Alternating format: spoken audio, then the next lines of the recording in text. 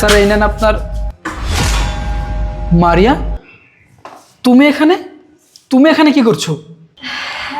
আমি হ্যাঁ তুমি, তবে তুমি এই ড্রেস পরে এই বাসায় এইভাবে আছো কেন? আমি আরে ডেলিভারি ম্যান নাকি?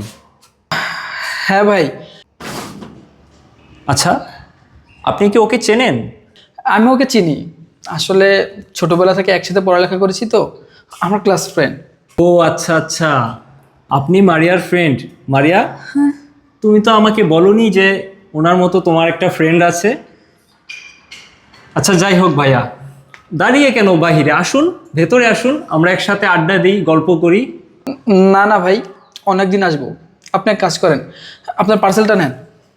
আরে ভাই, প্রতিদিন কাজ করতে পারবেন, কিন্তু এভাবে সবসময় তো আর আমরা একত্রিত হতে পারি না। যেহেতু আপনি চলে এসেছেন, আসুন ভাইয়া প্লিজ, আমরা একসাথে আড্ডা দিই, গল্প গুজব করি, তারপর আমরা বিকেলে কোথাও ঘুরতে বের হব। কি বলো মারিয়া? ভাইয়া আপনি না করবেন না, প্লিজ আসুন, ভেতরে আসুন প্লিজ। আচ্ছা ঠিক আছে।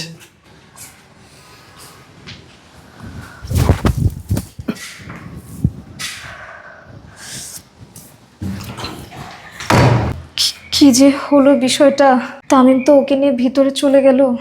জানি না এখন কি হবে, আমার তো মাথাই কাজ করতেছে না।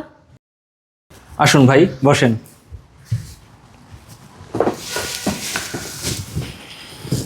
তারপর বলেন, কি অবস্থা, দিনকাল কেমন যায়? এই তো ভাই ভালো, আপনার?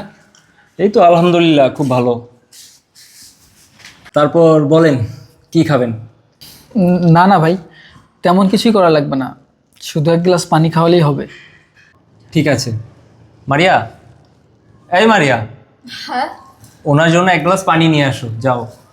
পানি না? হ্যাঁ। আচ্ছা ঠিক আছে।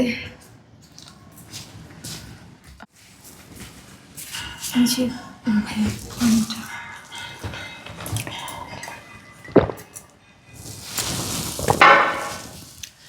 আচ্ছা ভাইয়া, যদি কিছু মনে না করেন, আপনাকে একটা প্রশ্ন করি। হ্যাঁ অবশ্যই করুন। এই ম্যাডাম কি আপনার ওয়াইফ? না, আমরা দুজন রিলেশনে আছি। আচ্ছা ভাইয়া, যদি মাইন্ড না করেন, আমি আরেকটা প্রশ্ন করি। হ্যাঁ করুন। আপনাদের রিলেশন কত দিনের? ও, আমাদের রিলেশন তো 1 বছর ধরে চলছে। ও আচ্ছা, 1 বছর। আপনি আমার কথা কিছু মনে করেন না। আসলে এই বাসায় তো আমি অনেকবার পার্সেল ডেলিভারি দিয়েছি, কিন্তু এই ম্যাডামকে কখনো দেখিনি, এই জন্যই প্রশ্নটা করলাম। ও আচ্ছা, সমস্যা নেই। তো ভাইয়া, আপনি কি বিয়ে করেছেন? হ্যাঁ, আমি তো বিয়ে করেছি। ওয়াও, তো আপনি নিশ্চয়ই আপনার বউকে খুব বেশি ভালোবাসেন। হ্যাঁ ভাই, আপনি ঠিকই বলেছেন। আমি আমার ওয়াইফকে অনেক ভালোবাসি, নিজের থেকেও বেশি ভালোবাসি। আমি আমার থেকে বেশি আমার ওয়াইফকে বিশ্বাস করি। ওকে ছাড়া আমি কিছুই বুঝি না। আর আমার ওয়াইফ না, আমাকে অনেক ভালোবাসে, আমাকে অনেক বিশ্বাস করে। এই যে কাজ করে বাসায় যাই, যাওয়ার সাথে সাথে আমার সব কিছু গুছিয়ে দেয়, ইভেন আমাকে নিজের হাতে খাইয়ে দেয়, অনেক ভালোবাসে। কিন্তু আফসোস, এখন আমার ওয়াইফ আর আমার নেই, সে এখন অন্য কারো। কি বলেন, কি হয়েছে আপনাদের মাঝে? যাই হোক ভাইয়া, এসব কথা না হয় পরে হবে। আজকে আমি আসি, আমার অনেক জায়গায় পার্সেল ডেলিভারি দিতে হবে, তো আবার দেখা হবে। তো ভাইয়া, 1 মিনিট। আপনি যেহেতু মারিয়ার ফ্রেন্ড, মারিয়ার সম্পর্কে আমার কিছু জানার আছে। আমরা খুব শীঘ্রই 2-3 মাসের মধ্যেই ইনশাল্লাহ বিয়ে করতেছি। আমার বাবা আমেরিকাতে থাকে, তো যখন উনি দেশে আসবেন তখনই আমি ভাবতেছি যে শুভ কাজটা সেরে ফেলবো। আর আপনি তো মারিয়ার ছোটোবেলার ফ্রেন্ড, মারিয়ার সম্পর্কে আপনি অনেক কিছুই জানেন। আমি মারিয়ার কাছে এর আগে অনেকবার অনেক কিছু জানার চেষ্টা করেছি, কিন্তু ও আজ বলবে কাল বলবে, আর জানা হয়নি। তাই ভাবলাম আপনার কাছ থেকে জেনে নিই। আসলে ভাইয়া, আমি যাকে আমার লাইফ পার্টনার বানাবো তার বিষয়ে তো সব কিছু জেনে নেওয়া উচিত, কি বলেন? তাই ভাইয়া, আপনার কাছে রিকোয়েস্ট, আপনি প্লিজ বলেন না মারিয়া কেমন। হ্যাঁ আমি জানি, মারিয়া কেমন। আমার থেকে ভালো ওকে আর কে চিনবে বলেন। ছোটোবেলা থেকে একসাথে পড়ালেখা করেছি, তো একসাথে বড় হয়েছি। আসলে মারিয়া আমাকে বলতো ও এমন একজনকে বিয়ে করবে যার অনেক টাকা পয়সা থাকতে হবে, অনেক বড়লোক হতে হবে, কারণ ও যেন ওর ইচ্ছা মতো সব কিছু করতে পারে, স্বাধীনভাবে চলাফেরা করতে পারে, ওর মনের সব ইচ্ছা আকাঙ্ক্ষা সব কিছু পূরণ করতে পারে। ও সবসময় চেয়েছে এরকম একজন মানুষকে বিয়ে করতে।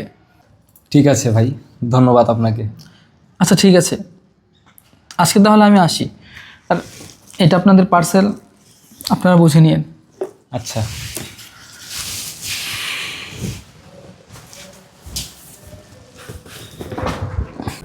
হ্যাঁ।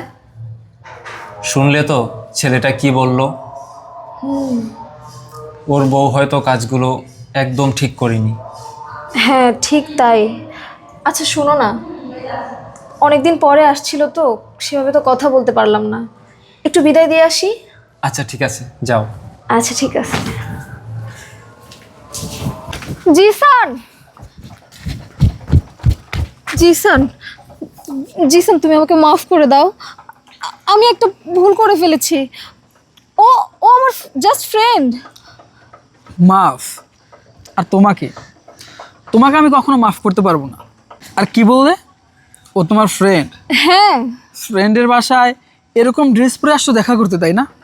বাহ, খুব ভালোই নাটক শিখেছো দেখছি, খুব ভালো সুন্দর অভিনয় করতে পারো তুমি। না, আমি আমি একটু অভিনয় করতেছি না। আমি আমি তোমাকে কোনো মিথ্যা কথাও বলতেছি না, তুমি বিশ্বাস করো আমাকে। চুপ। আর একটা কথাও তুমি বলবে না, আর বিশ্বাসের কথা তো একদমই বলবে না, কারণ তোমাকে আমি আর বিশ্বাস করতে পারবো না। তোমার প্রতি আমার যে বিশ্বাস ছিল না, সেটা এখন থেকে আর নেই। এখন থেকে শুধু ঘৃণা। তোমাকে আমি আর জীবনেও বিশ্বাস করব না। সুখের জন্য এখানে আসছো, তাই না? ভালো থাকার জন্য আসছো। তোমার না। সব শখ, তোমার সব আবদার যেন পূরণ করতে পারে, সেই জন্য তুমি আমাকে ছেড়ে ওর কাছে চলে আসছো।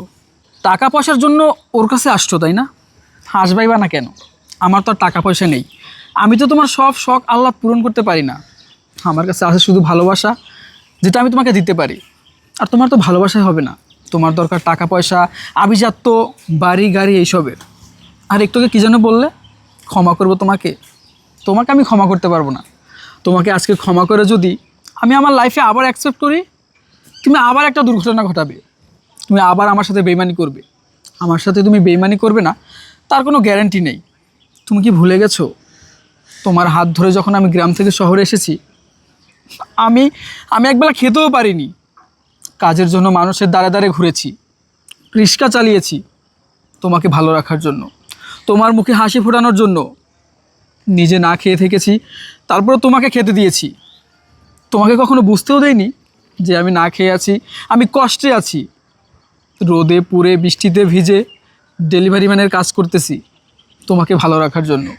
দিন শেষে যেন বাসায় গিয়ে তোমার মুখের হাসিটা দেখি, তোমার একটু ভালোবাসা পাই।